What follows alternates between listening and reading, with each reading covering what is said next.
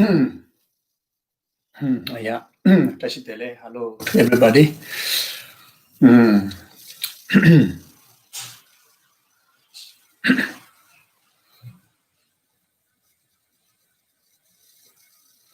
So we start with settling ourselves in the present moment to actualize the body and mind, the basis where we can acquire a dharma. And those of individuals that who have difficulty to settle one's mind, then you can use simply focusing on the breathing, the natural breathing in and out. So that way, one can able to bring one's mind, to more focusing state.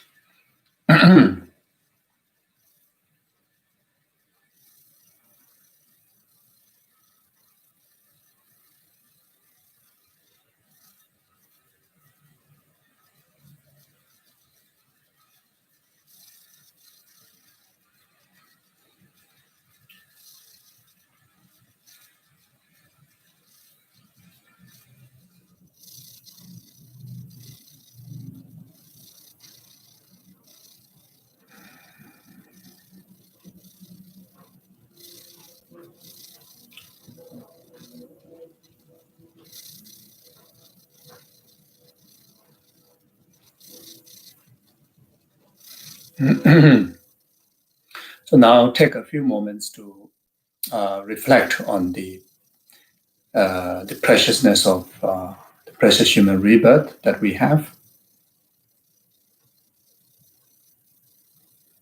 In particularly, giving the reason, having opportunity to learn the Dharma, which is one of the most meaningful thing to do in our life, whether it is for the benefit of mundane success or spiritual success. Acquiring Dharma through learning, contemplation, and meditation, and application of the Dharma wisdom in our daily life, that is the most beneficial and most meaningful. And we have this opportunity. So this alone can be a very powerful reason for us to understand what it means by having precious human rebirth.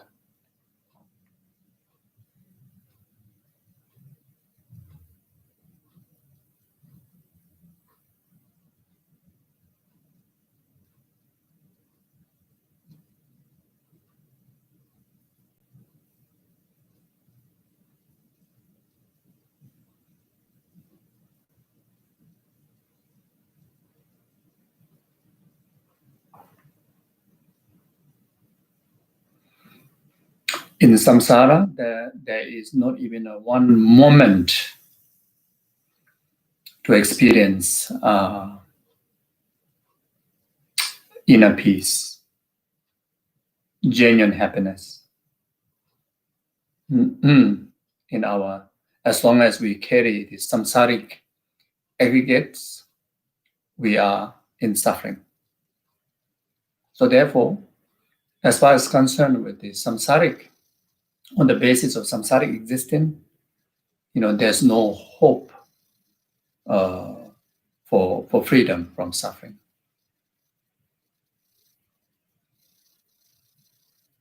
That's why it's called samsara. Actualizing Dharma is doorway freedom from suffering, samsara.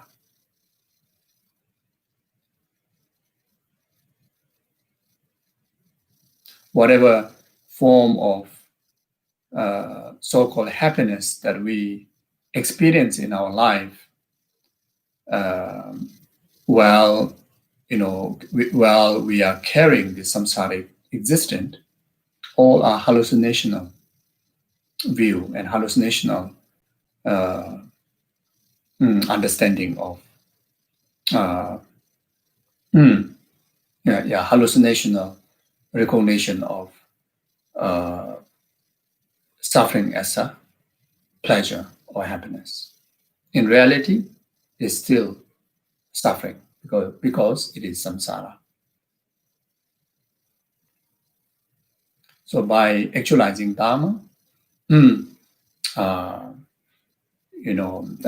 while actualizing Dharma, on the basis of these samsaric aggregates, we are able to bring to a moment of light, even though the suffering or the samsara is not fully eradicated, but we can remain, we can remain without the darkness of samsaric habituation. Like in the dark room in the middle of the night, you on the light, you experience a light, even though the darkness is not completely purified or eradicated. Like that. So when we actualize the Dharma, we experience the light. At the same time, that light, that acquiring of the Dharma will accumulate fruitful causes for ultimate freedom from the suffering, from the samsara. And we are actualizing that opportunity. So how precious it is.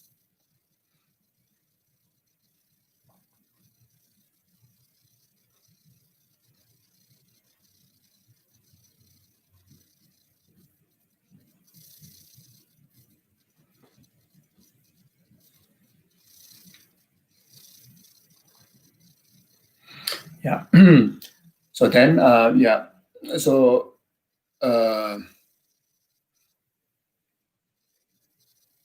So from the very beginning of this teaching series, I didn't do the prayers in Tibetan. The main reason is, for everyone to reflect on the meaning of those prayers. So I guided brief, guidance through the practice of refuge, practice of bodhicitta. So this, then setting up of the positive motivation. Even when we recite the refuge and bodhicitta prayer, that meditation or that understanding has to happen. So those of you who know the prayers, then you can recite in your heart at the same time reflect on the meaning. Otherwise, just simply, so as for the refuge, just simply feel the presence of Buddha, Dhamma, Sangha. Then reinforce one's own the refuge commitments to that object of refuge.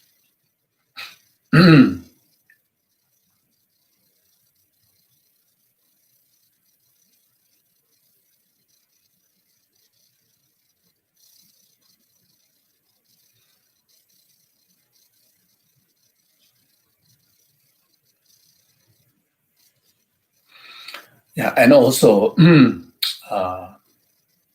in order to accumulate vast merit as well as purification, and to receive the blessing, the lineage of Dharma, then visualize or feel the presence of all the Kadamba lineage gurus, all the way up to Geshe Zopa, Lama Atisha. Then also feel the presence of all the lineage masters of the profound teaching and extensive teaching, Maitreya, up to Maitreya and Manjushri.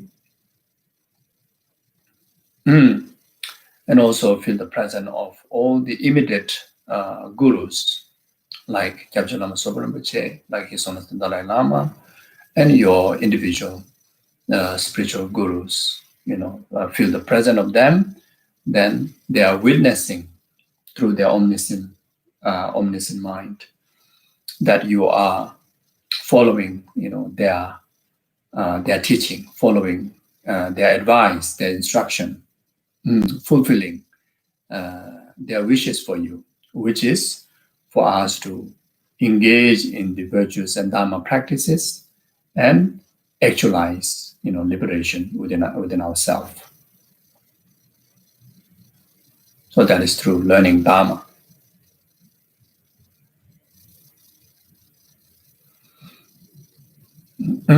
You feel or you visualize, all these lineage gurus, very like smiling, delightful aspect.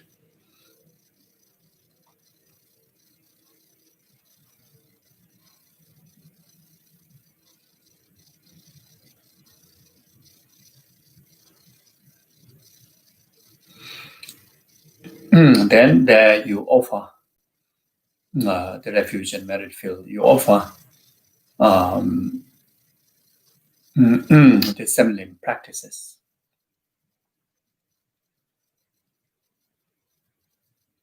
Feel, simply venerate them through your body, speech, and mind. Feel all the past negative imprints are purified through their blessings. Then you offer yourself, your body, speech, and mind, your entire life, your entire actions of body, speech, and mind, starting from this session all the way until actualized state of full enlightenment, as an offering of practice to your lineage gurus and Buddhas and Bodhisattvas, by dedicating your life in the service of numberless sentient beings' well-being, from temporary happiness up to the ultimate happiness of full enlightenment, including this session for that cause.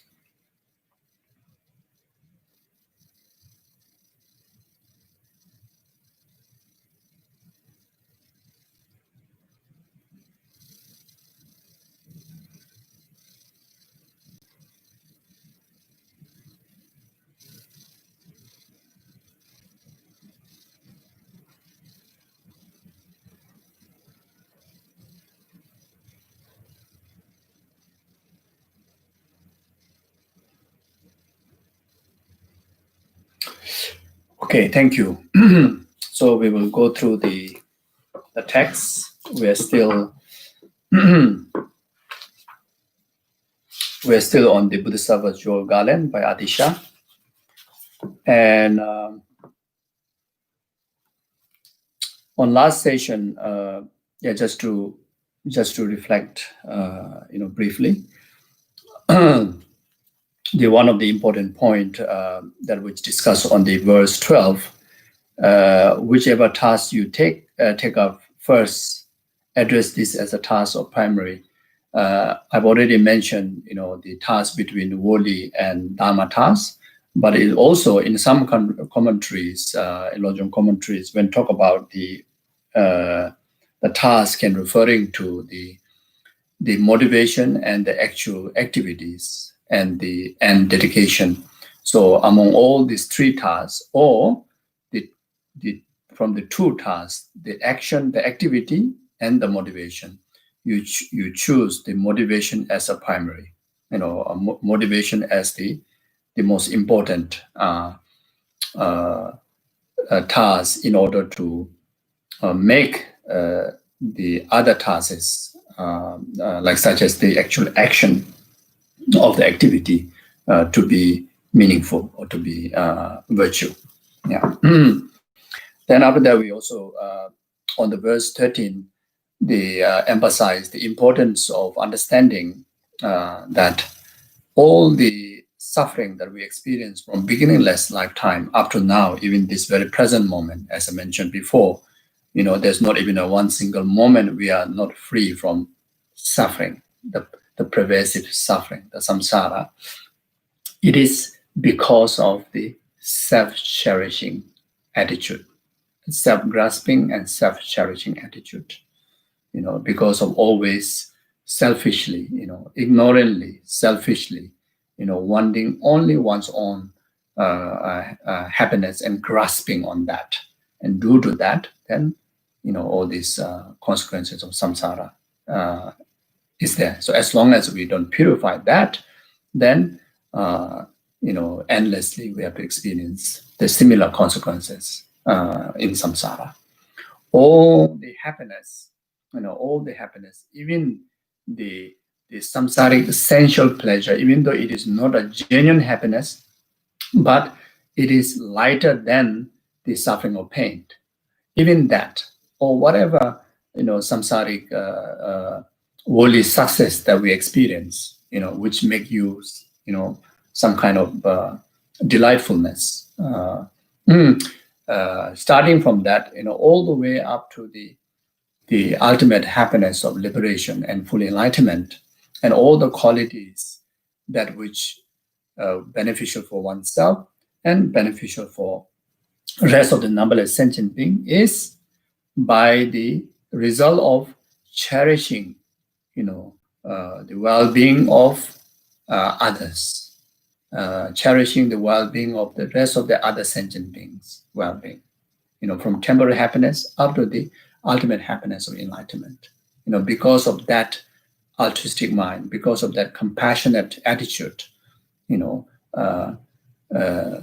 create abundance of causes ourselves to enjoy the happiness, enjoy the qualities of liberation, enjoy the qualities of full enlightenment, enjoy even, this samsaric sensual pleasures or whatever, pleasure that we experience in samsara. Even that is byproduct of, virtuous heart of benefiting others. You see, so, and this is the essence teaching to all Mahayanic Dharma.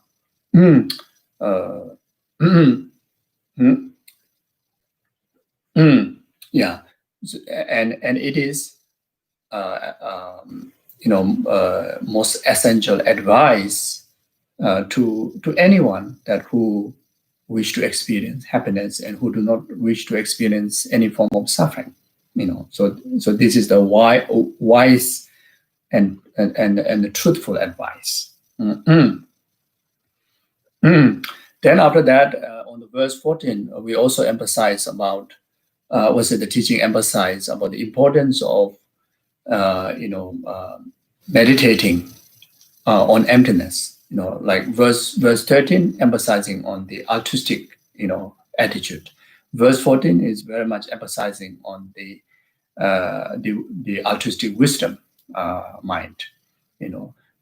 Always find time to do a session on the meditative equipoise, the emptiness meditation, and other than that, all the rest of the post meditation carry the lenses, or they carry the understanding of illusional-like mind.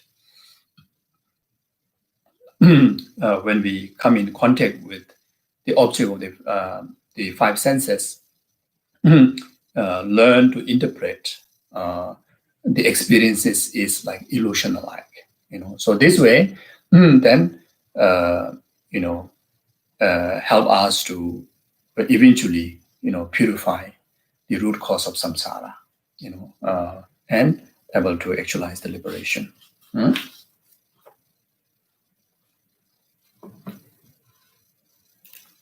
Yeah, so then today, we will start from verse 17.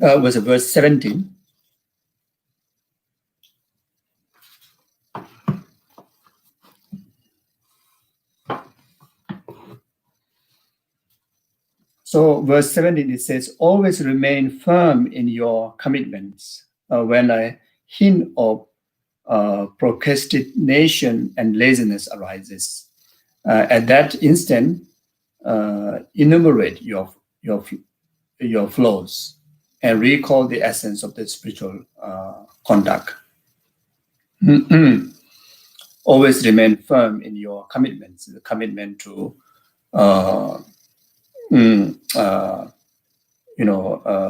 genuinely benefit oneself, which is to guard our three doors from committing negativities. Such in the earlier verses we discussed about the 10 non-virtuous conduct, guarding our body, speech, and mind from committing 10 non-virtuous 10 non-virtuous and committing or cultivating 10 virtuous conducts. And not only that, individually, there may be ethical commitments in our life. It's not necessarily religious ethical commitments, but just ethical commitments of I'm not going to cheat others. I'm not going to lie. I'm not going to cause any harm to any creature, etc., etc. I'm not going to indulge in any like sexual misconducts, etc. Then, so always be mindful of not giving up those commitments. Then, like recently, I think anyone who are in this session, most likely you must have taken the Chelasic initiation, and most of all, the recently on last on Friday on Sakadawa, the Aspiration of Bodhisattva Vows. We all have taken Aspiration of Bodhisattva Vows, which is, as mentioned in the verse 13, that always carrying bodhicitta motivation in all our actions, and that is aspiration of bodhisattva attitude. You see, so not forgetting to always equip with the bodhicitta motivation. Aspire to engage in action, engage in our actions of three doors with bodhicitta motivation. Then guarding ourselves not to forget that. Then many of us have taken engaging Bodhisattva vows. Not just have a wish, not just have an aspiration in attitude, but we also committed every single action of our body, spirit, and mind.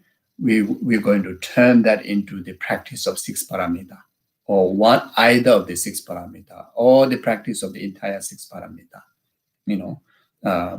Every single action we do, even cooking, walking, talking, first infused by the aspiration of bodhicitta motivation, then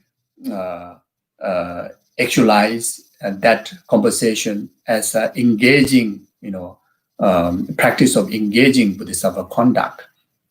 That conversation or that cooking has the element of morality, element of generosity, element of patience, joyous effort, concentration, and wisdom, like that. So not forgetting to do that. Then those of sanghas, novice as a novice, 3 abandonment, 3 adoptions. Then for the novice, 16 was 36 novice monks' vows. Then for fully ordination, 253 vows, etc. So always remain firm in your commitments. Always remain firm in your first. We should know what are the commitments that we have. Then always remain firm. It is a daily commitment. You see, there are certain commitment is 24 hours, like an 8 minor precept, which is the commitment for 24 hours. Like such as Buddhist vow, tantric vow, refuge vow, sangha vows is a lifetime. Lifetime. Especially Buddhist vow. Aspiration of Bodhisattva vow and engaging Bodhisattva vow is until we achieve full enlightenment. Not just up to end of this life. Until we achieve full enlightenment. So you see, so we really need to make sure that our next life is a virtuous continuation. Can you imagine if we break the commitment, if we be born as an animal, or if we happen to be born as a hungry ghost or hell realm, we will surely break the commitment, throughout that life, isn't it?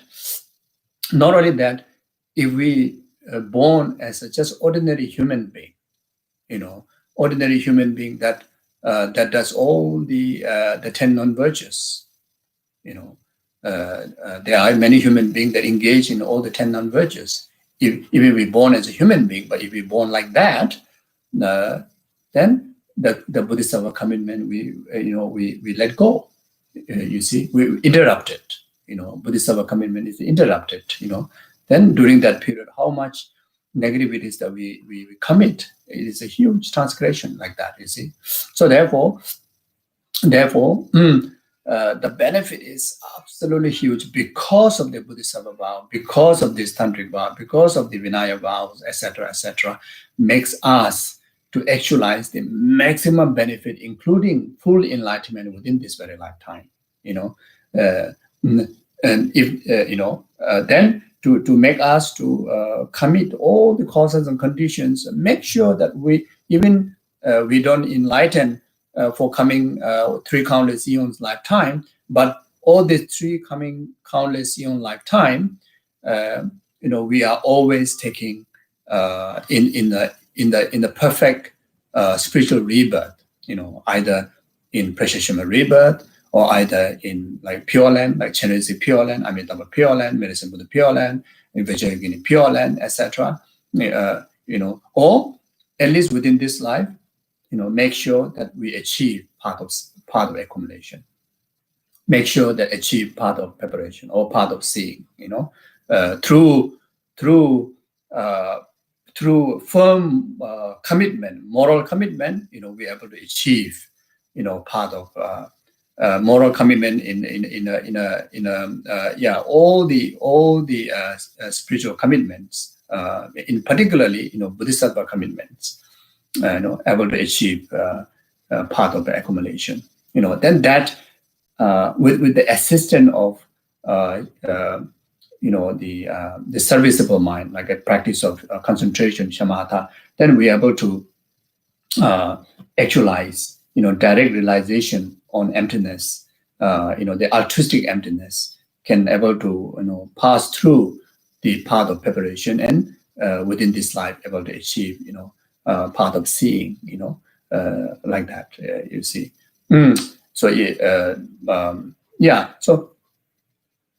So basically, never to let go of the commitment. So that's the point. So as long as we do that, we are taking care. We are taking care. Minimum another precious rebirth, even if we are unable to achieve the paths. You see. So therefore, when the hint of procrastination and laziness arises, then at that instant, must recognize. But in order to recognize, we always have to carry the mindfulness and introspection. So mindfulness and introspection is not just to develop the shamatha mind. Mindfulness and instruction is mindfulness and introspection is something that which you have to carry as long as there is a awareness. Then that awareness has to equip with the 2 most important mental factor: the mindfulness and introspection. And here in particularly, or in generally in particularly, these two mindfulness and introspection is their job is always guard our commitment, always help to fulfill our commitments. As long as we fulfill that, we are progressing in the path. As long as we guard from transgression, we are consistent, progress in our spiritual practice. So like that. So we usually have a lot of excuses, like delaying our practice, then a lot of fluctuation. When we're happy, we practice. We remember the vow very purely. When we're unhappy, then we just put aside. It happens. Then there are laziness. Laziness of distraction towards samsaric thoughts. Samsaric speech, samsaric thinkings. Samsaric actions. Physically we are spending our body doing samsaric things. Like an example, a simple example, no altruistic motivation at all. Simply just wiping our hand like that. Moving our hand like that. This is very samsara. You see, but this just simply waving this hand, in fact, can be the accumulation of causes for liberation.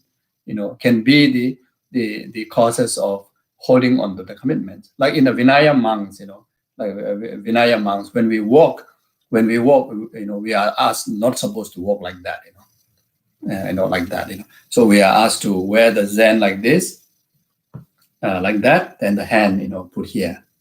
You see, so like this, like that, and hard. So we walk like that. It's asked not to, not to shake too much.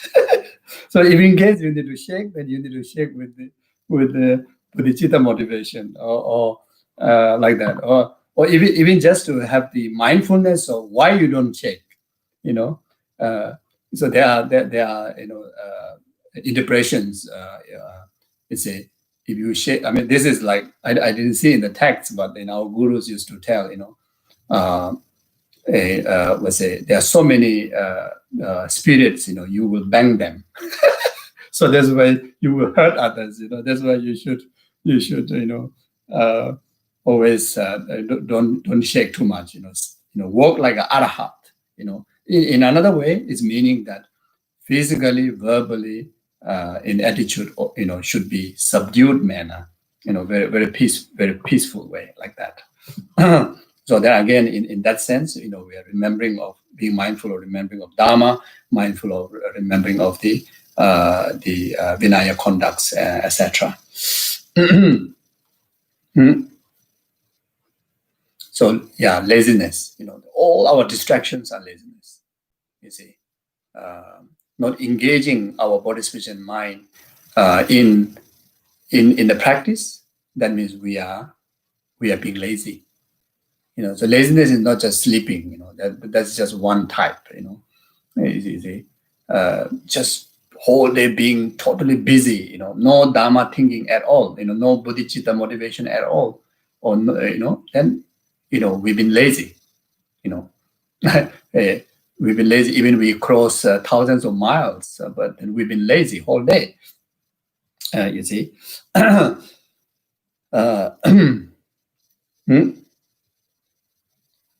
Yeah. So therefore, the one of the way to progress in our spiritual path is always always have the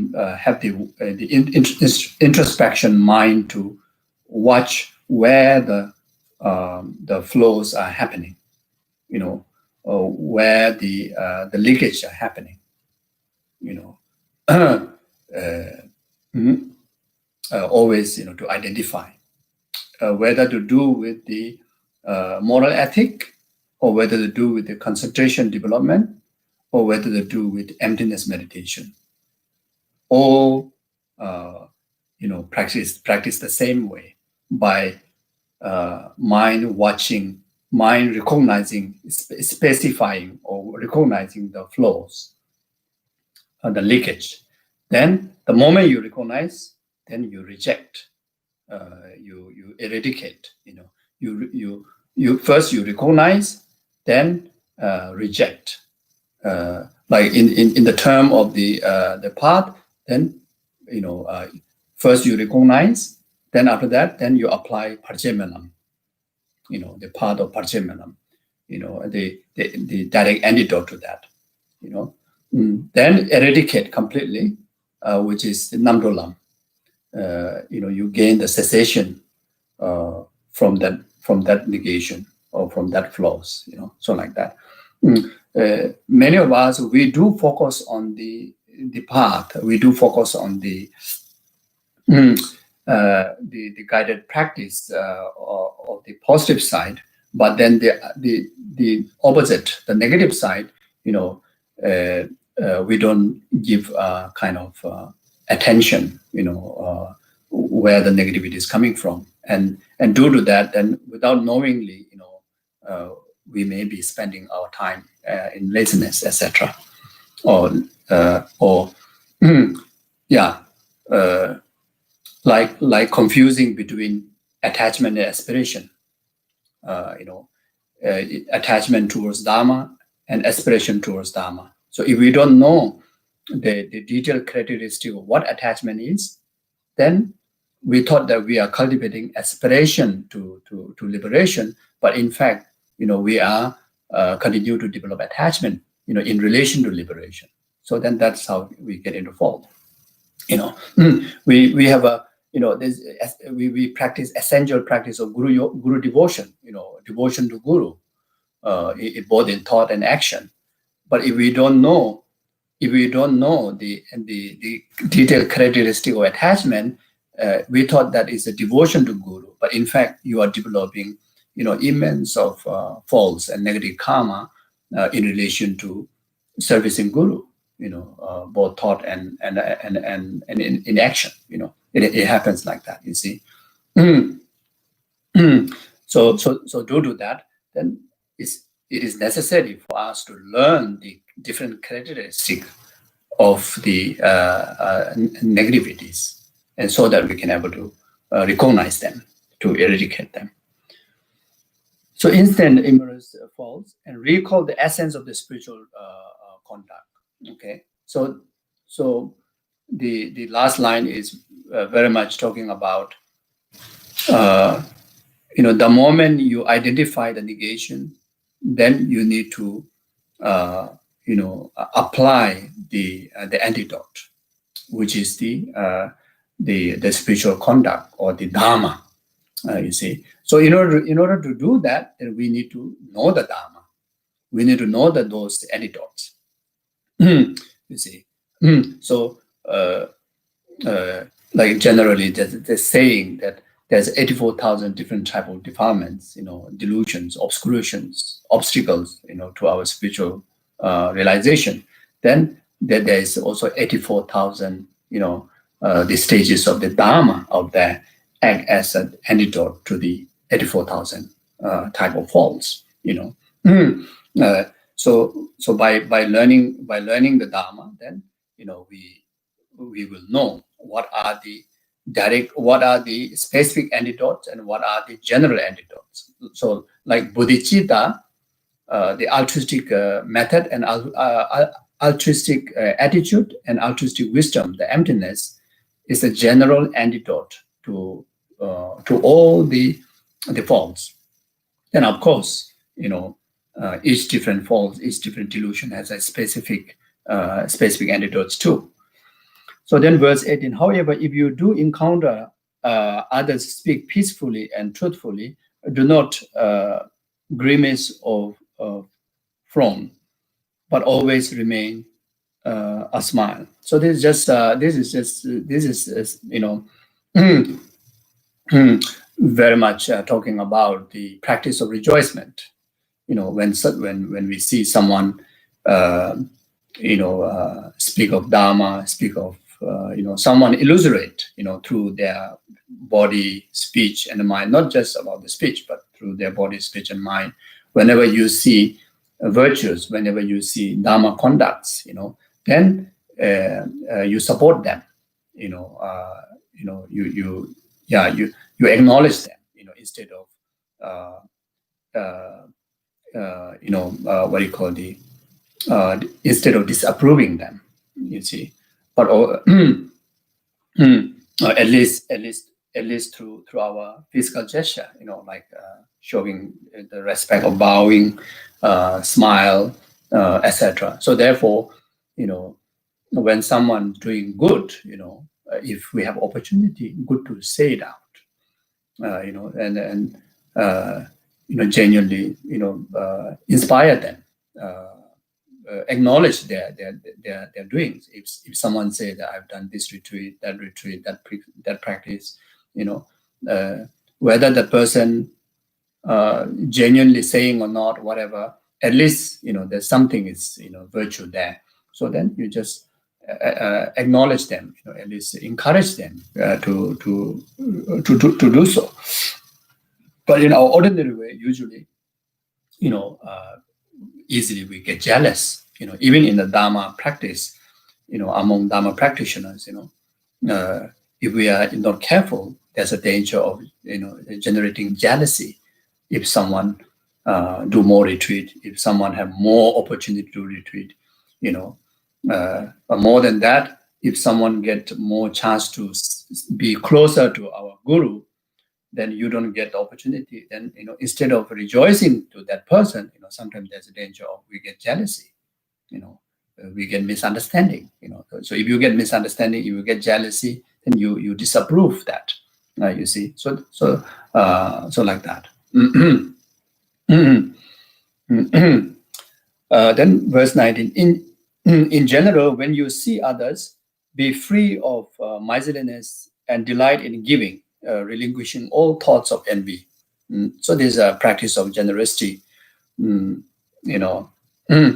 Again, when we talk about miserliness and a practice of joyous, practice of giving, it's not just about material thing. We have to be generous in offering material gifts in your best capability. Whenever you can. Even people kind of whatever they want to think. But from your side, you just be generous, always giving. Then always be generous in giving advice. Virtuous advice, kind advice. You see, sometimes we say,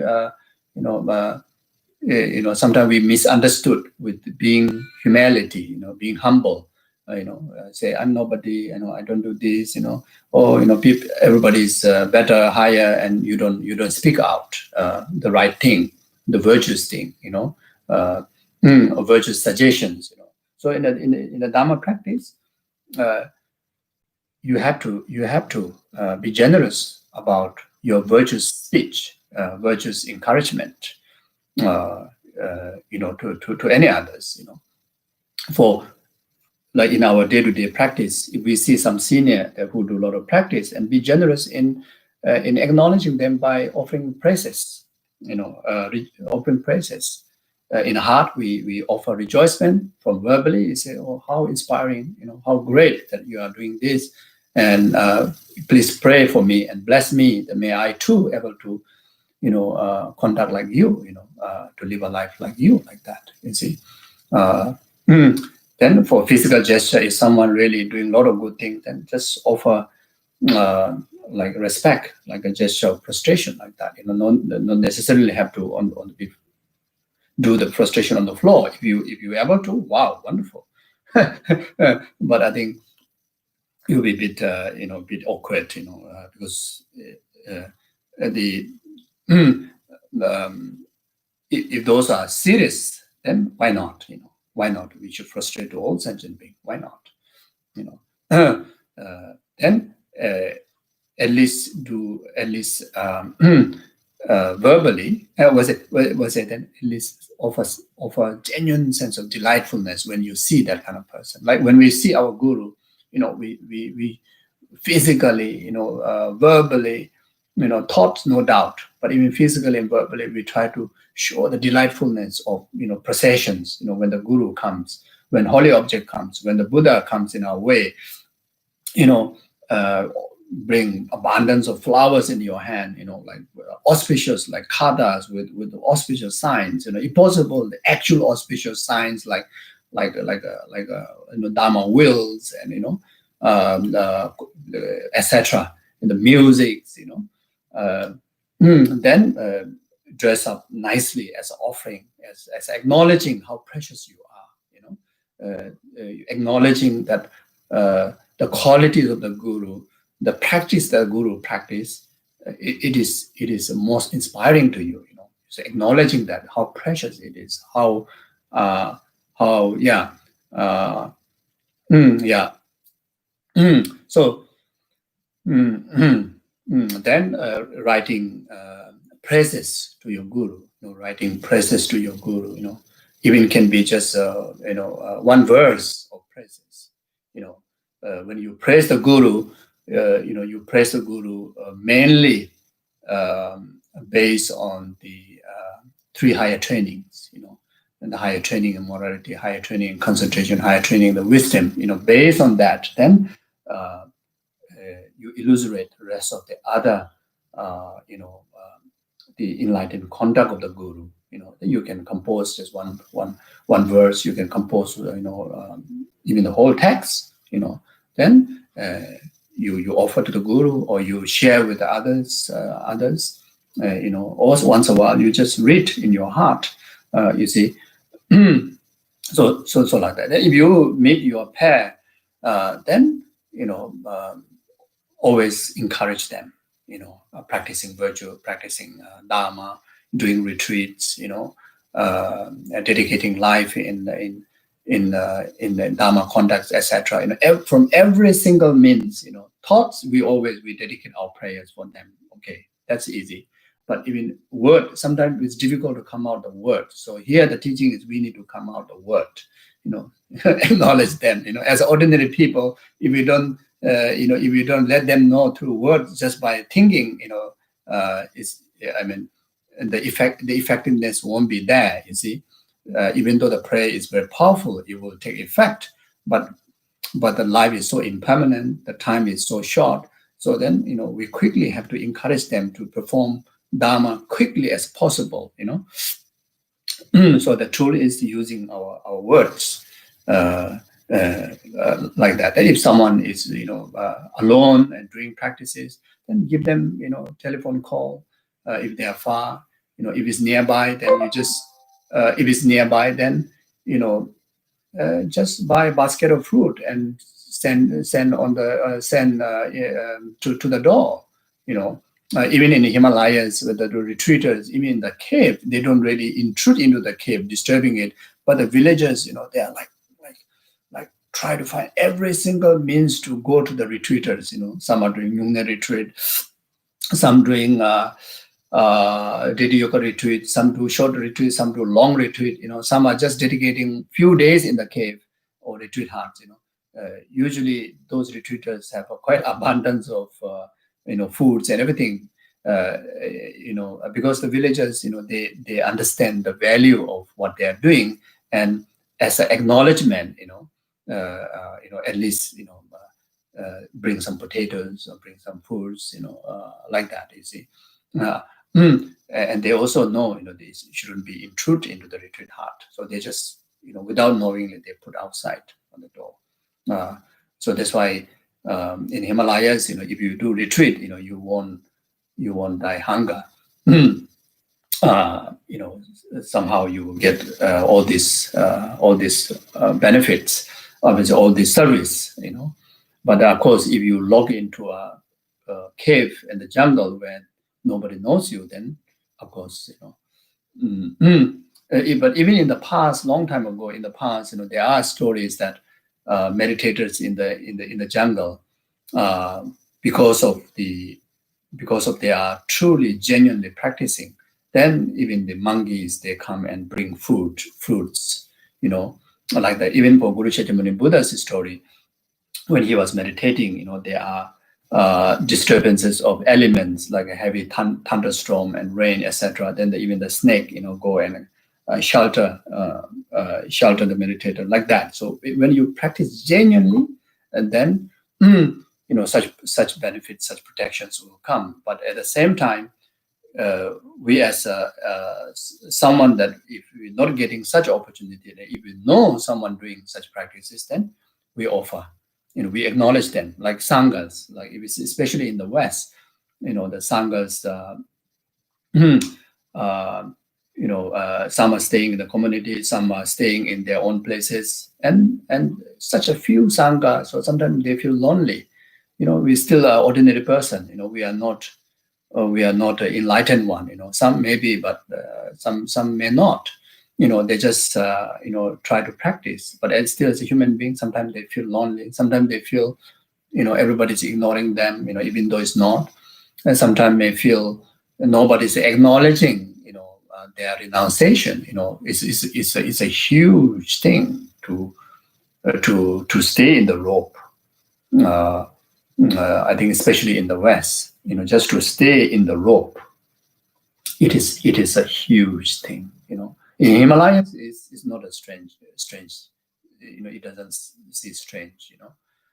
Even in the Himalaya, even there's a Nepalese. They see monks and nuns. They're so happy. Even ordinary Nepalese. They may be Hindu families or Muslim families. They feel so happy when they see monks and nuns.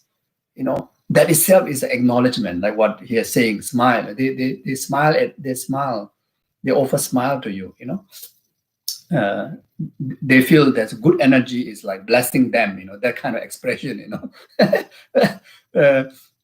then in the West, is not necessary like that. Of course, now it's getting better and better. But we, as a practitioner in the West, especially lay practitioners, and we have to acknowledge the preciousness of being in the Sangha vow, individual liberation Sangha vow, because in the Buddha's teaching, in the Vinaya,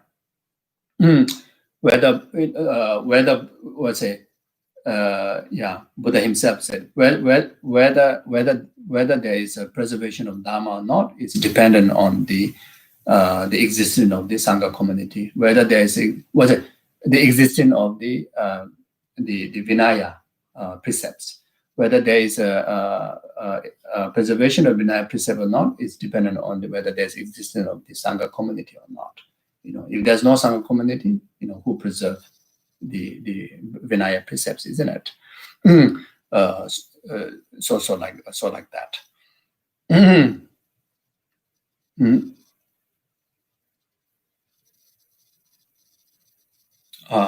Then giving up, so don't hold back, good words to others. Don't be miserliness of holding back good words of others. Then the service to others, especially who observe virtues and the Dharma and the vows. We be generous, both physically and verbally, like that. And feel so much joy in offering that, giving, such generosities, because the one simple reason is because it's virtue, So then never jealous, relinquish all thoughts of envy. Never envy, never jealous about that.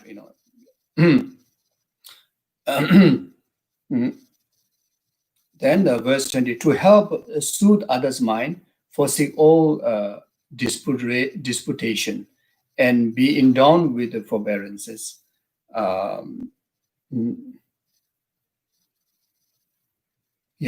So here is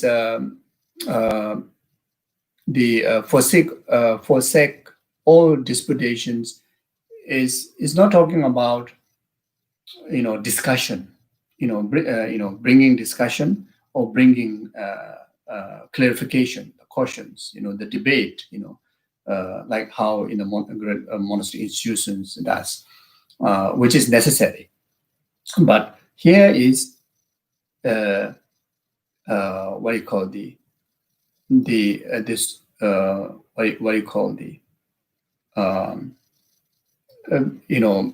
expressing harsh words, malicious speech, then either with the negative intention, then you say, you always against, what others says, which is not, in particularly, I think, in relation to our, in the ordinary, in the worldly life, the children to parent.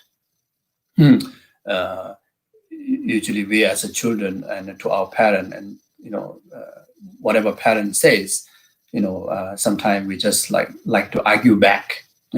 Such is not. I usually used to tell my niece and nephews, and then even our parent maybe not educated, they may be coming from long generation before. I would say, not your time, but whatever even the advice sounds like not relevant. But the one important thing is never argue back. Never try to correct or disapprove. What the parent tells us.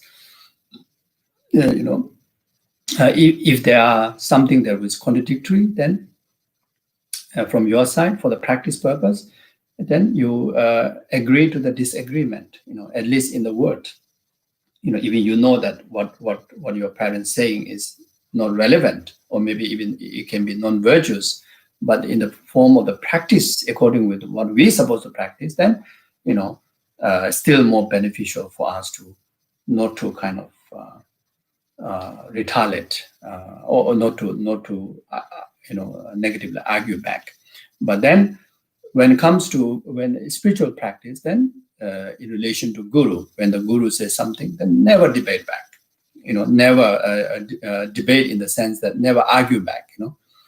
Debate, yes, for the clarification of the understanding. Yes, debate is very important. Like this morning, like His Holiness having dialogue with the youth. His Holiness was saying that it's very important, to have a debate. These great monastic institutions, one of the most powerful platform to study deep in the Dharma is through debate. But then, if the guru is, giving instruction to us in virtues, then there's nothing to debate, nothing to argue back, isn't it? So there's a fine line there, If the guru say wrong thing, if the guru say wrong, qualified guru will never say wrong thing anyway. First of all, I remember there's one question answer between His Holiness and a group of people. There's also monks and nuns, Western monks and nuns.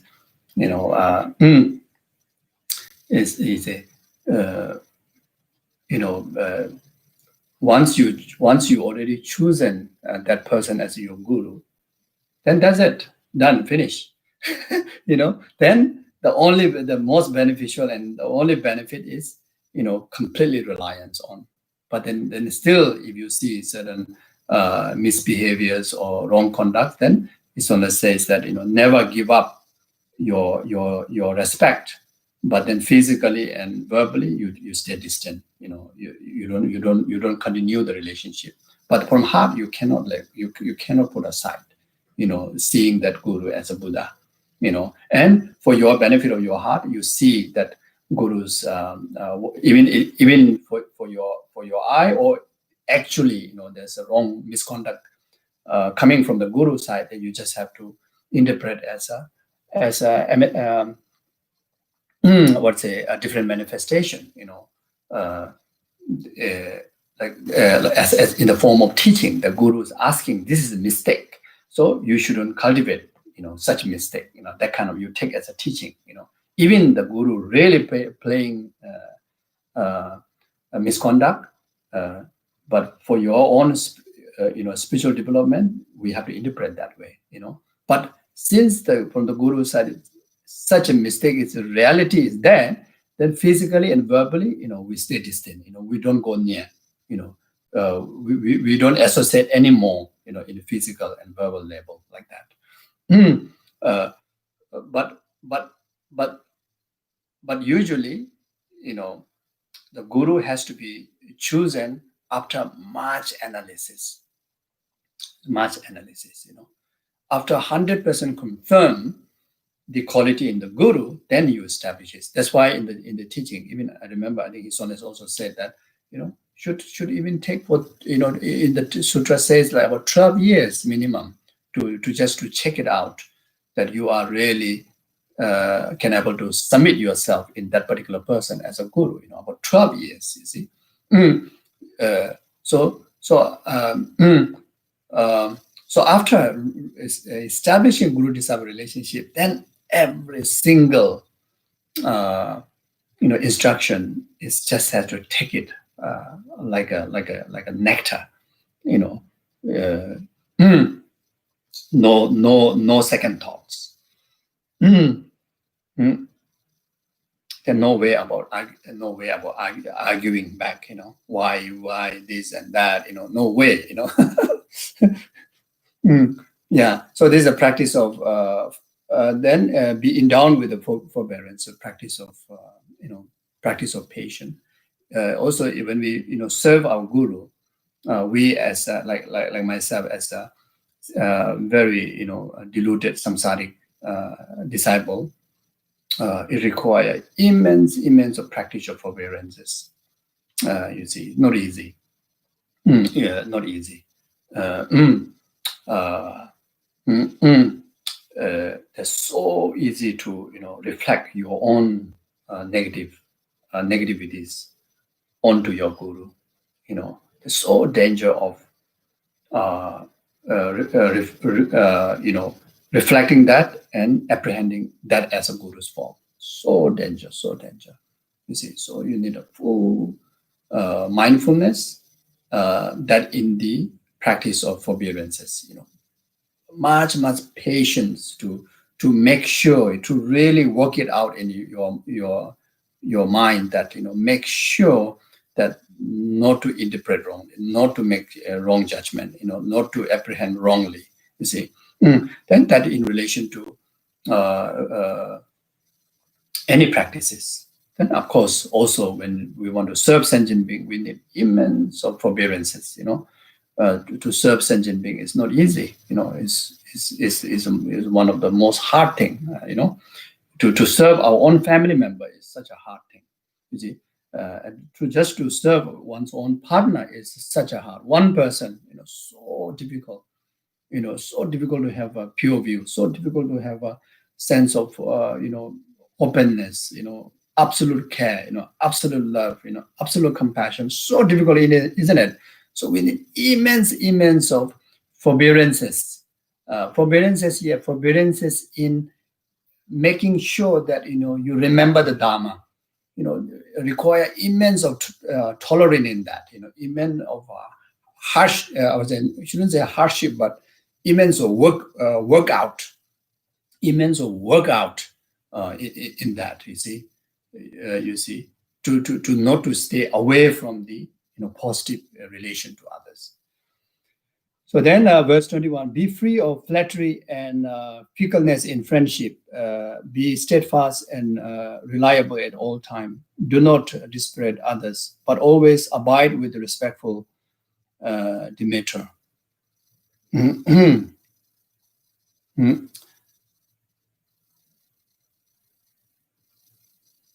So again, the ordinary way, be steady in our relation to others. Then a spiritual way, be steady in our commitments to benefit sentient being, as well as to serve the Dharma, preserve the Dharma, through much learning and through much practices.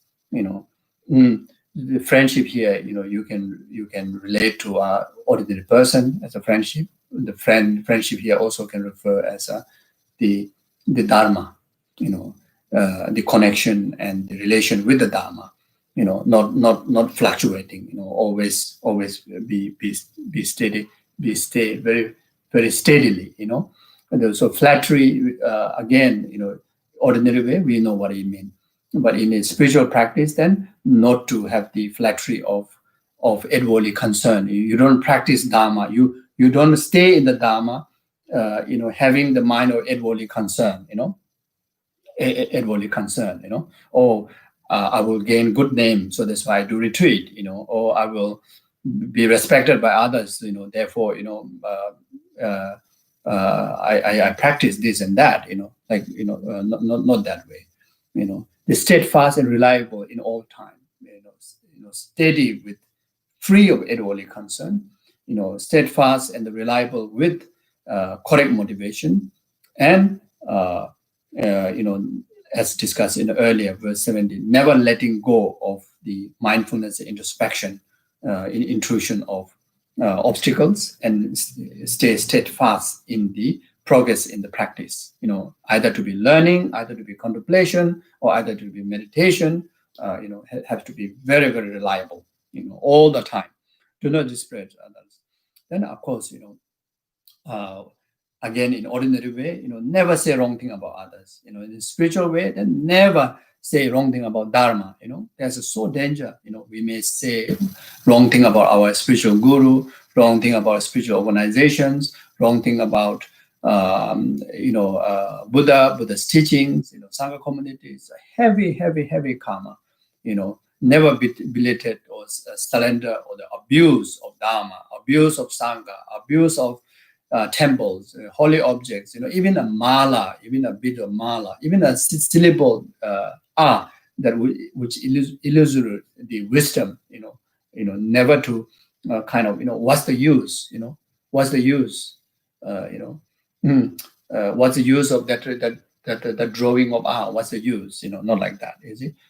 The moment you see syllable you see the wisdom sutra, you see the entire dharma of emptiness there, even just syllable If you just say sacha, broken sacha, this is broken sacha, so even using a wrong word, say, wrong word, you say broken Buddha, like sacha, like you say broken Buddha, or if you see a statue, you say, oh, such an ugly statue, even for me, just to say this now, I create karma. You see, but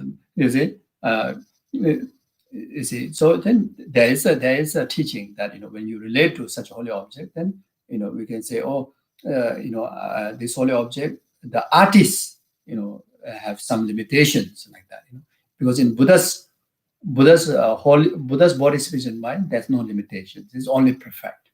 Whether the material is from just a clay or brass or diamond or gold, same, equal respect, equal treatment. You see, so like that. So in relation to holy object like that, even the text, there's one, just one single word, tear, burn, then they say, there's no meaning, then we just like disrespect, not supposed to, still you see the entire Dharma, So in the Kadamba teaching, giving like one example syllable, like a syllable na, able to understand that it contains the entire Buddha Dharma, like that. So even the one single letter remain and rest is burned, we still have to venerate, respect as a whole Dharma representation, like that, you see.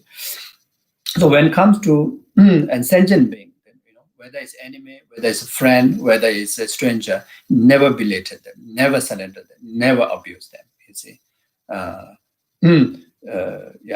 But always abide with the respectful, so always abide with the 10 virtuous conducts, then compassionate conduct, kindness, conduct in kindness, etc. Then verse 22, when giving advice, maintain compassion and altruism, never defame the teaching, whatever practice you admire with aspiration and 10 spiritual deeds, strive diligently, divided day and night.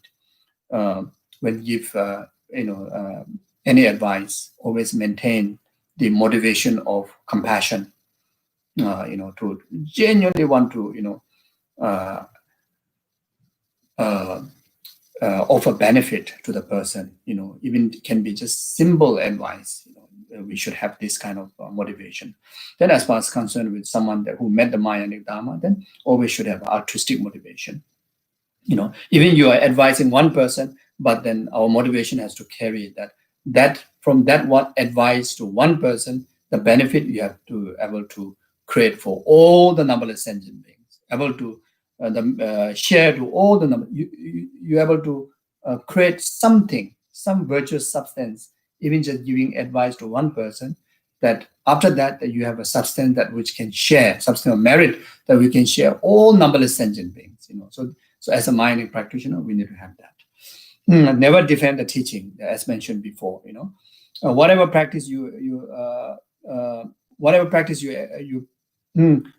practice you admire with aspiration and tendency. So in whatever Dharma practices, all is admirable, and any virtuous conduct that we do, any Dharma practices we do, that has to be infused by the bodhicitta inspiration and the 10 spiritual deeds, infused by the 10 spiritual deeds.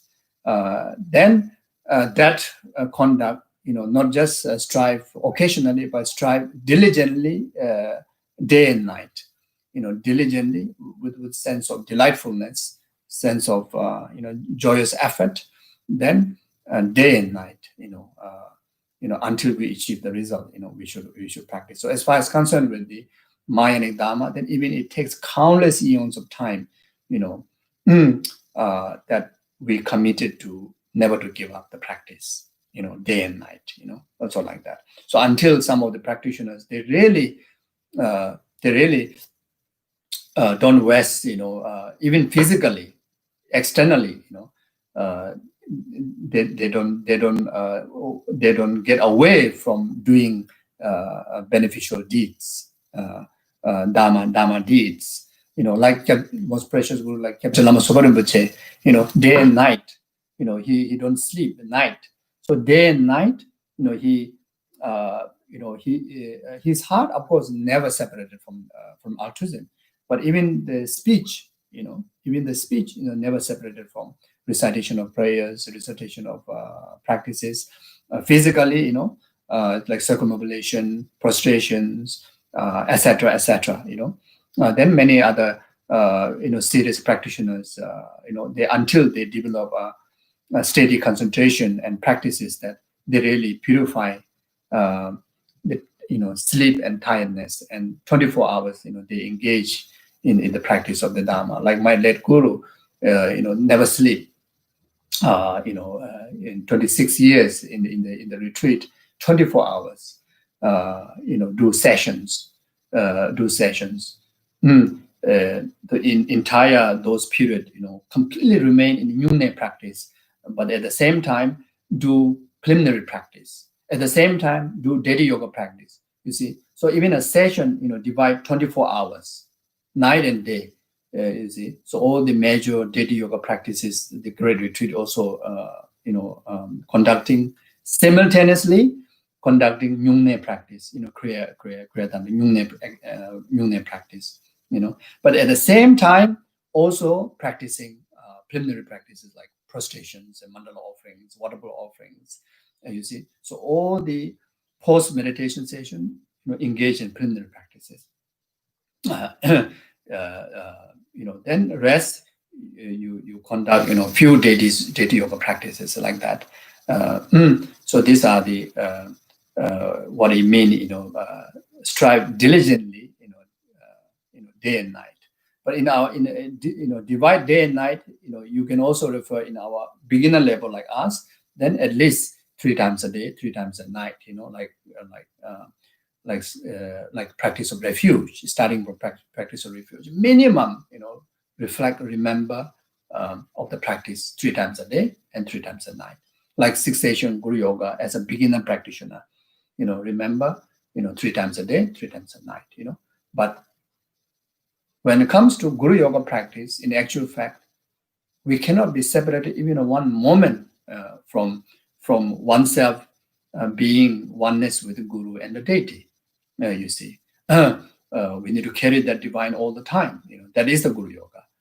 But as a very beginner like person like me, then at least we have to discipline ourselves, from 3 times a day, 3 times a night. But eventually it developed 24 hours like that. You see.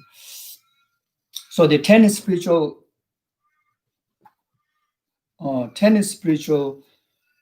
qualities, 10 spiritual deeds. There are few way to illustrate that. One is the 10 perfection. On the basis of the 6th perfection, then you add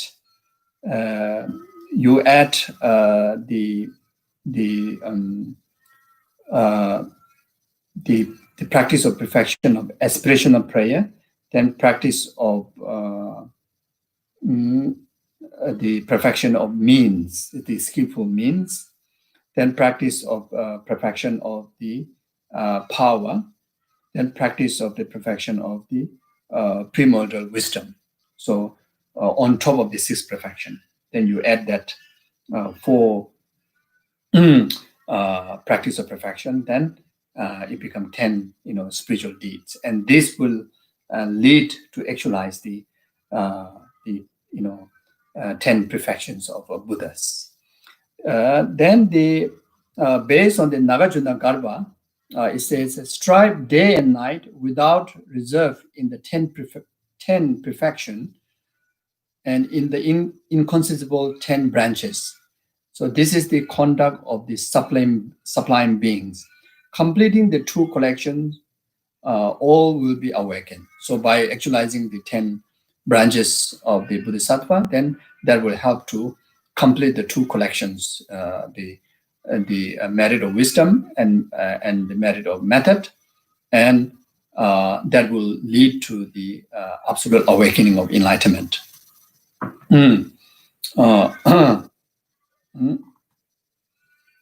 So then, for that, according with Nagarjuna Garbha, the 10 spiritual trainings or the 10 spiritual deeds are the writing. So writing of the sutras, writing of the mantras, writing of the teachings. Then making offering, making offering to the triple gem, making offering generously to sentient beings. The first one is the making of the writing. The second one is making offering to the object of venerations, like Buddhas, Bodhisattvas, Gurus, etc. Third one is the practice of generosity, making charity to sentient beings. Then fourth one is the listening to the Dharma, always listening to the Dharma, always learning Dharma, either reading Dharma books, but in particularly here is that always listening, teaching from a spiritual teacher. Then the fifth one is memorizing, memorizing scriptures, memorizing sutras, memorizing mantras, like that. Then the sixth is reading, reading Dhamma books, reading sutras, reading mantras, etc. Then the seven is teaching, teaching Dharma, teaching Dharma. Then 8 is recitation, So teaching Dharma, I usually, whenever I meet new sanghas, or even senior sanghas, whenever I meet senior sanghas, I always request them to turn the wheel of Dharma. And when I meet new sanghas, I always tell them, study hard and vision for yourself to offer Dharma teaching. I always do that. This is extremely important, in the progress of our spiritual journey towards full enlightenment. In one of the things is also one of the deeds or the training of the Mahayanic spiritual practice. You see, from the 10 wealth or the 10 training or 10 conduct of the Mahayanic Dharma. One of them is teaching. So even as a lay practitioner, you learn until that you can able to teach. Teach is not necessarily something that you have to go out and have thousands of disciples and teach. You can start to teach yourself, as mentioned before, being mindful of all those dharmas all the time, remembering. Never be separating. Every single conduct you do, as mentioned before, cooking or talking, never be separating from Dharma. From Dharma. That is always remembering. Okay, always remembering the Dharma conduct. You see. So that itself is you are training yourself. You are teaching yourself. You see. Then you can teach to your mother. You can teach to your son. You can teach to your wife, your husband. Your brothers, sisters. Even you're able to do that for one person. Is extremely precious. Then recitation. The recitation of sutras and mantras, which basically our speech has to be occupied by recitations of virtues, like the Dharma, like mantras and sutras and scriptures like that. Mm, mm, mm, mm.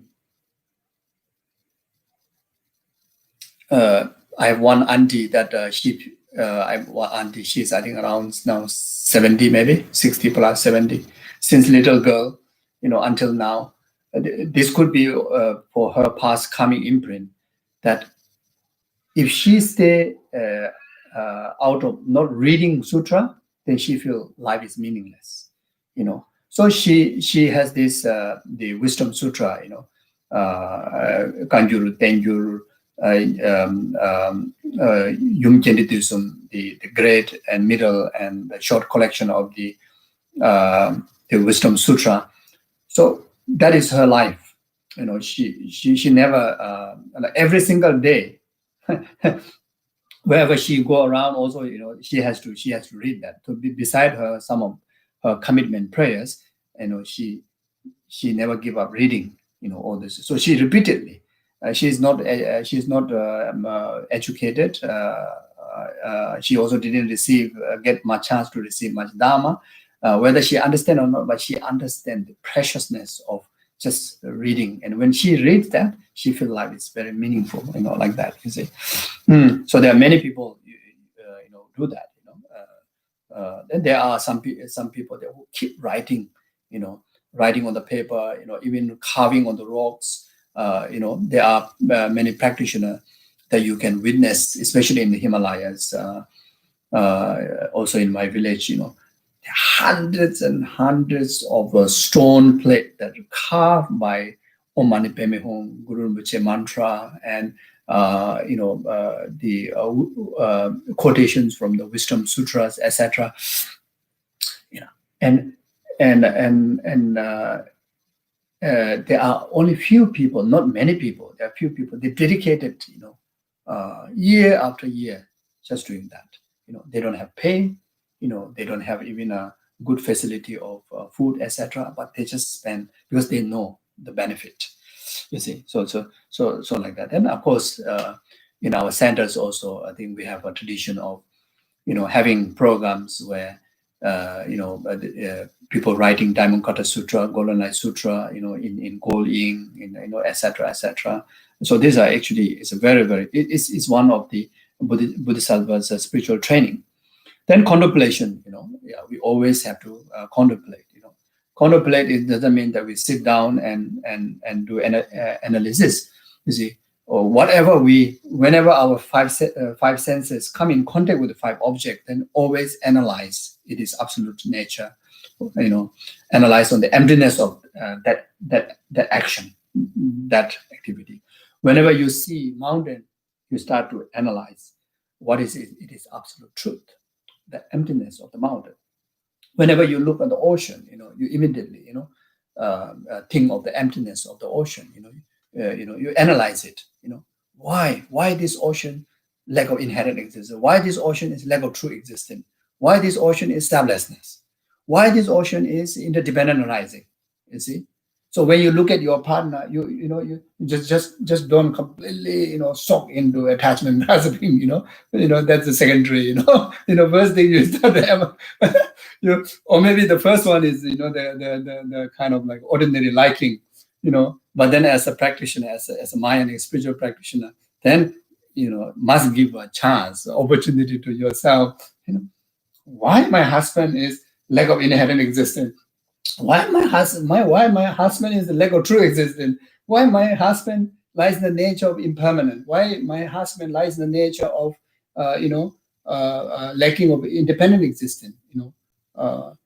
Dualistic existence. So like that. You see, why my husband is empty of self? You see? So you can do like that. So while you're cooking, same thing. While you're cutting vegetable, why? Why this carrot is, lack of inherent existence? Why the knife is lack of inherent existence? Why my hand is lack of inherent existence? While eating, you can do that. So one time I was having a meal with my niece. So I take long time.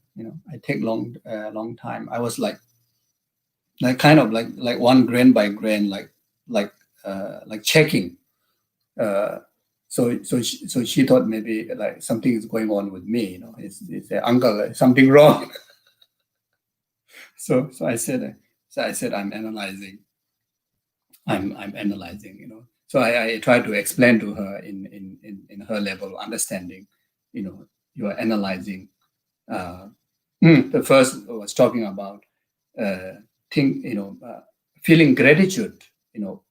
When you see one single of rice, feeling gratitude, thinking of the rice farmer, thinking of how many bacteria they have died, during the harvesting of the rice, then the transporter, then the Woolworth, the shops where you bought, you say the money is just one small factor. There are numberless factors that make possible of the rice on your plate, and every one of them play the role to have a rice to eat. So you have to feel gratitude, and you have to generate compassion to them. You have to generate love to them, like that. Then after that, then you also meditate, and you think of the emptiness of that, like that. So contemplation, you see, contemplation. While you are doing garden, you can do perfect contemplation on emptiness, perfect contemplation. You see, like that. Then meditation, and of course, again, meditation doesn't mean sit down, and otherwise you cannot do meditation. After you contemplate on the emptiness of the mountain, when you are looking at the mountain, then that understanding, that wisdom of contemplation, take into an object of meditation for even for 1 minute, even for 1 second, completely that understanding, taking into a deep sense of apprehension, then that is meditation, like that. So in any way, so these are the 10 qualities, or the 10 trainings, or 10 perfections, based on the Nagarjuna Garbhas.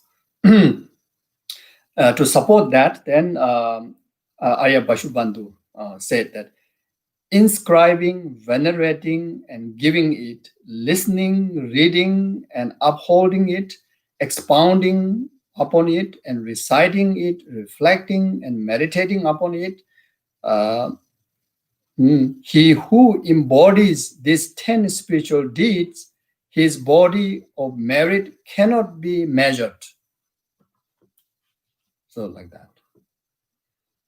So now verse 23, whatever virtues you gather through the 3 times, so and dedicate them towards the unexalted great awakening, despair your merit to all sentient beings, and utter the peerless aspiration, prayer of the 7 limbs at all time.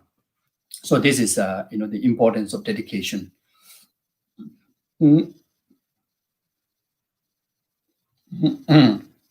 So, our activities of body, speech, and mind, span in the deeds of the 10, spiritual deeds of the Dharma, of the Mahayana. Then, after each of the activity, remember to dedicate. So, whatever virtue you gather through the 3 times, and not only the present virtue, also the virtue that accumulated from the past lifetimes, and also whatever that you may commit in the future. Then, like very clearly stated, into the prayer books that compiled by Gyabje Lama Subra Rinpoche. And then, whenever Rinpoche make dedication, the merit of the past, present, future Buddhas, Bodhisattvas, etc. And also in the Shantideva's teaching, and all the teachings have that, they recommended that.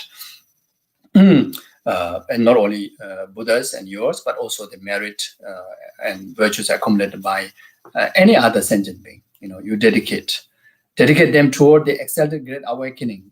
Like what Lama Atisha dedicated. May you dedicate in bodhicitta by remembering, this verse. May the precious supreme bodhicitta not yet born arise. May that arising not decline, but increase more and more. Or simply by thinking that may all this merit be the complete cause for numberless sentient beings, temporary happiness after the ultimate happiness of enlightenment. So dedicate like that. Despair your merit to all sentient beings. So you should share your merit to all sentient beings, not just to yourself. You must dedicate to yourself, but you should be the last person. First dedicate to all sentient beings. Then at the end, specifically that if you have to make dedication to your family members or anyone, and including yourself, then you dedicate that. So first dedicate to others, like this. So that way, then it obviously shows that the dedication is selfless, really altruistic way. And order the peerless aspiration prayer.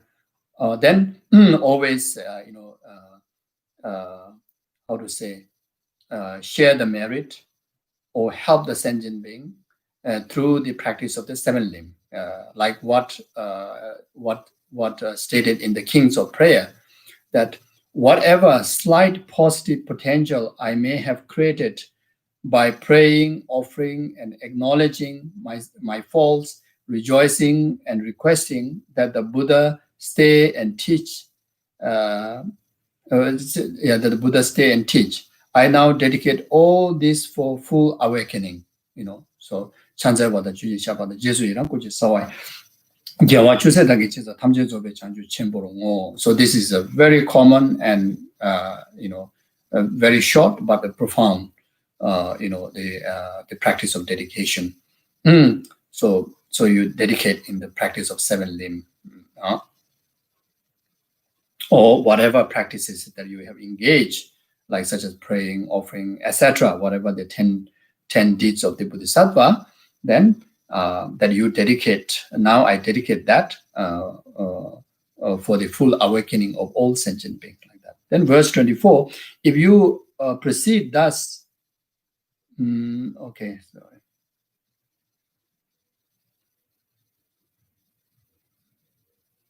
Yeah, and also the dedication, like what dedicate in Shantideva's Bodhisattva Charya,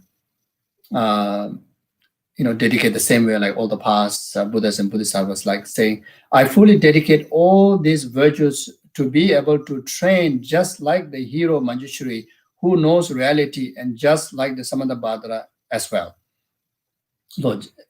So, in short, at the end of any accumulation of practices, then dedicate simply by thinking that whatever merit that I accumulate, I dedicate just like the past, just like Bodhisattva Samantabhadra, Bodhisattva Chenresi, Bodhisattva Manjushri. How do they dedicate? I dedicate just like that. So then that, share the merit with the entire numberless sentient beings, all the way to the purpose of full enlightenment.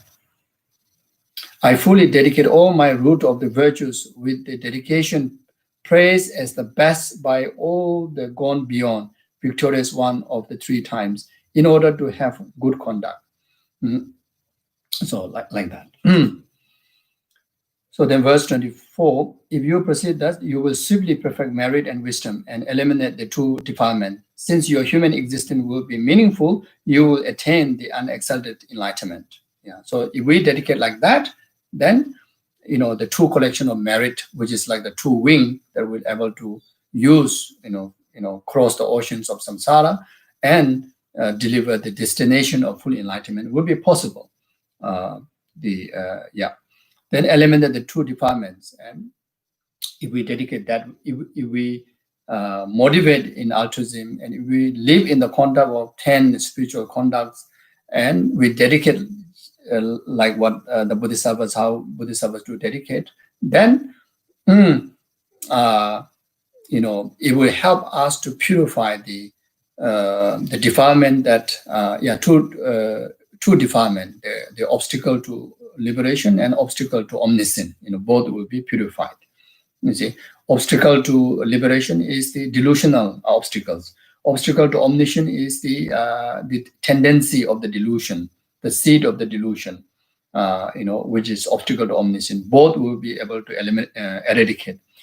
So since you are meaningful, then this way, without any doubt, that our precious human life will be most meaningful. So since our life is most meaningful, then without any doubt that you will attain the exalted enlightenment, you will attain Buddhahood, possible within this very cushion, possible within this very lifetime. If not, then in the clear light at the time of death. If not, at the bardo. If not, then continue to take another precious human rebirth next life. Then from there you progress like that.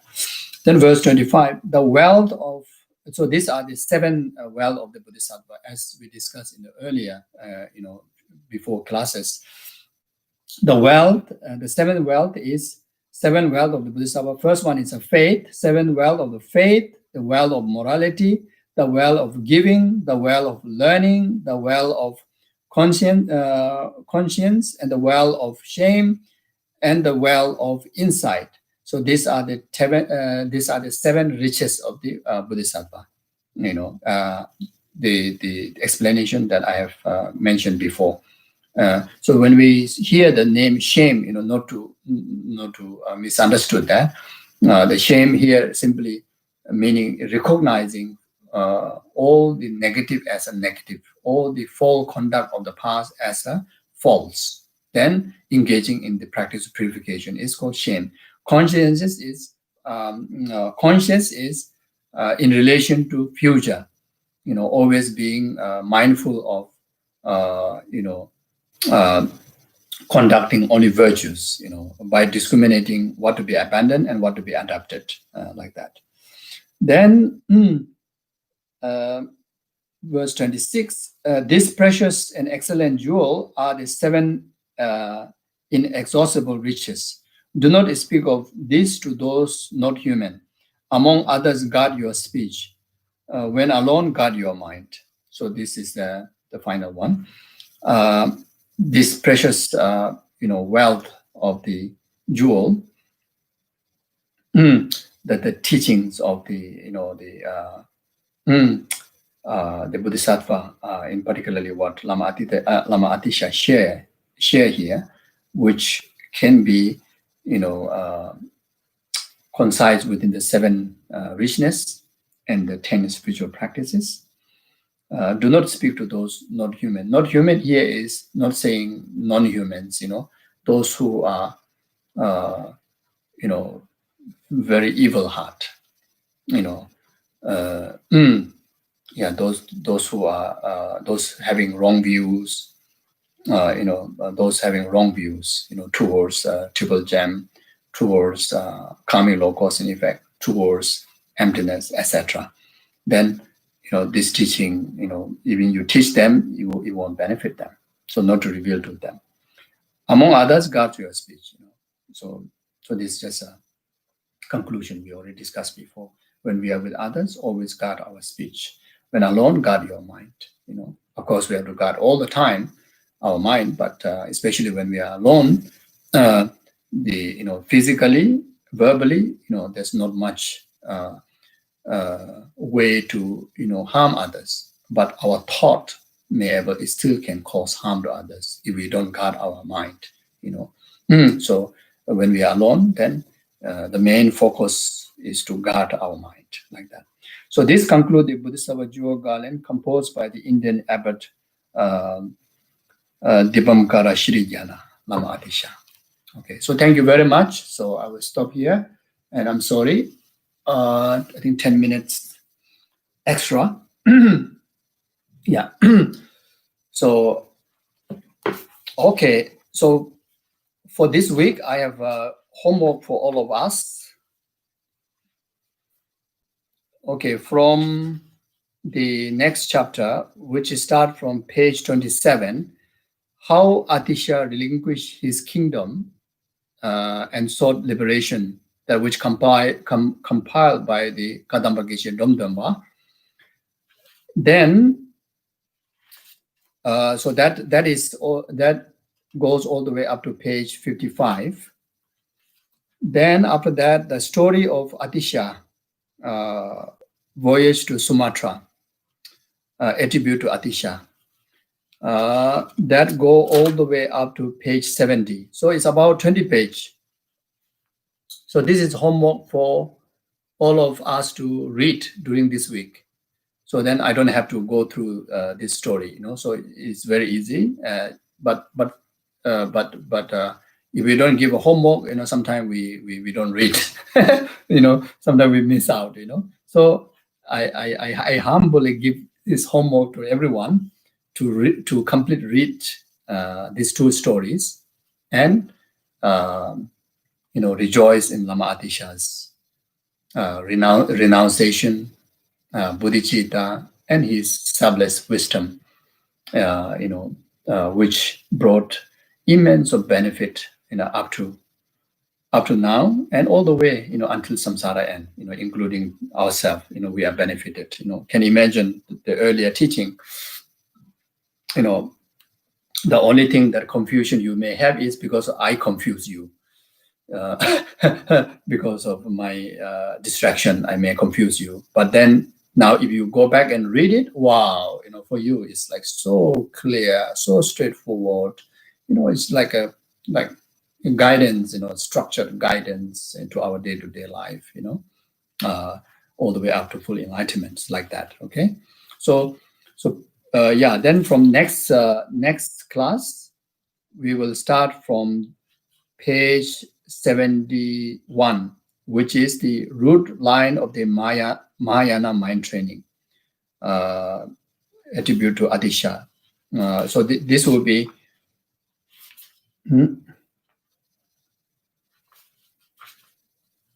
So yeah. So anyway, I will just read that when we do the next class.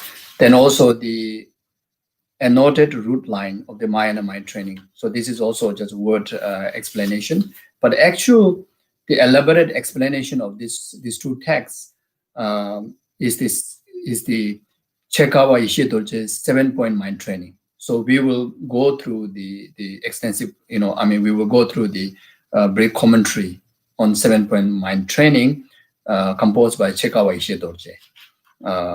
So anyway, you read the true story, okay? So thank you very much. And we do short dedication. So please dedicate in bodhicitta and also dedicate in emptiness.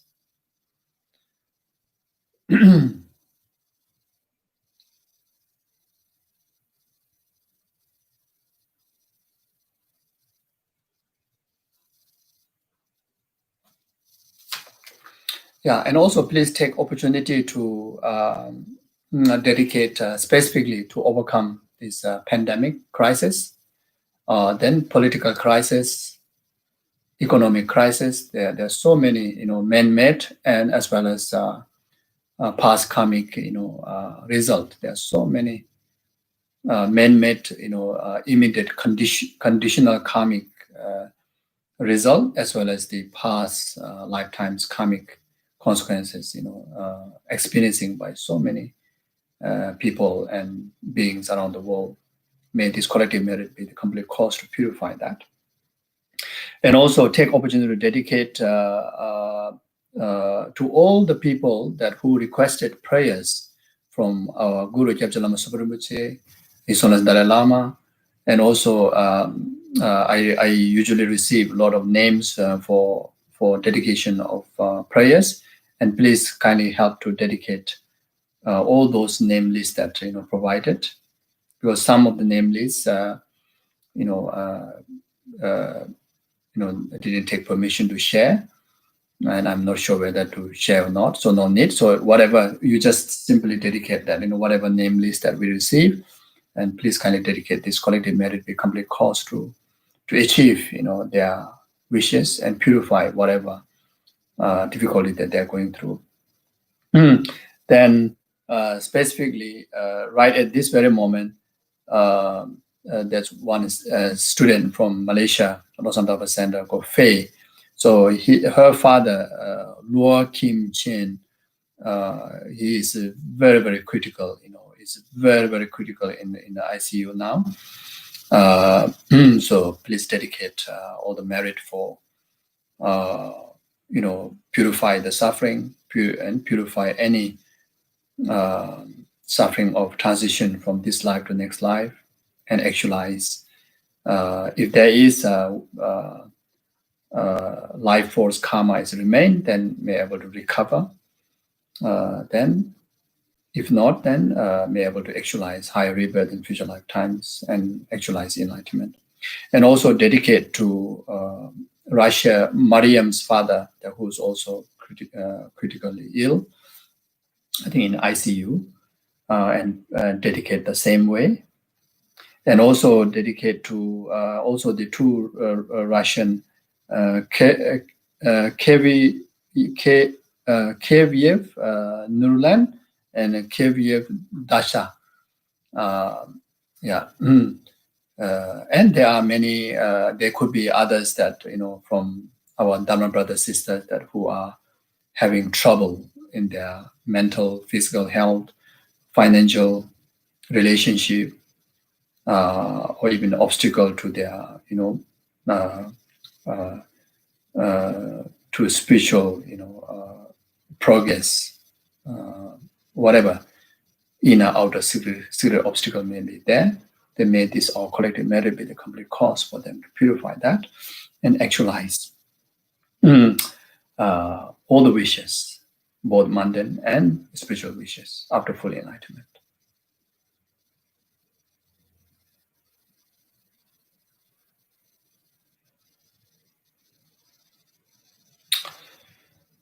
Janjo samjore moja maji bana ji jawani mame gono gono to ni taware moja maji bana ji jawani mame bayan gono gono pe wajre mi taware moja maji bana ji jawani mame gono gono pe wara jo tubzo chanji jango jabe de jingo be konsu do ju chosu ko le me to ka taso do ju kondo chade sho karira be ko be shingane penando mari jo de chere so tinji ja shabe se de ba do denjo je semje ne ba ji ni ba nyu do ne le ta ju ji no be ne ma le pa ta do jo wa me ba be da zo mi be be shin do pa do semje ra ma ko samba che jin do be ta shi sho. Thank you very much. Take care. Have a nice week. Take care. Please take care. Bye-bye.